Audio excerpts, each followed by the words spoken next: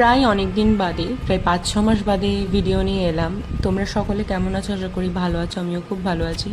তোমাদের সামনে আজকে এটাই শেয়ার করছি যে সকালবেলায় আমার ব্রেকফাস্ট, আমি ওটস আর টক দই ব্রেকফাস্ট করি। তো তারপরে স্নান টান করে নেওয়ার পরে আজকে তোমাদের সামনে শেয়ার করছি আমি যেই ক্রিমটা মাখি। যেহেতু আমার মুখে প্রচণ্ড ব্রণ, অ্যাকনি, পিম্পল বেরোয়, তো আমি যা তা ক্রিম ইউজ করি না। আমি আগে অ্যাপোলোর একটা ক্রিম ইউজ করতাম, তো তারপর থেকে যখন ব্যবহার করতে করতে তার সব জিনিস তার অ্যাভেলেবেল পাওয়া যায় না, আর আমার বাড়ি যেহেতু অনেকটাই ভেতরে, তো সবসময় গিয়ে আনাও সম্ভব না, টাউনে যেহেতু বাড়ি না।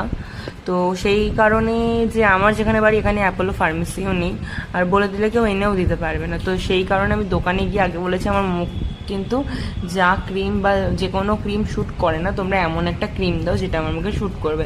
তো স্নান টান করে ক্রিম মাখার পর পুজো তো দিতে হবে, এটা তো প্রতিদিনকার রুটিন, প্রতিটা মেয়ের রুটিন, প্রতিটা ছেলে মেয়ে বলে কোনো তফাৎ নেই। পুজো দেওয়া একটা ভালোবাসা, আর পুজো দিতে আমি খুব ভালোবাসি।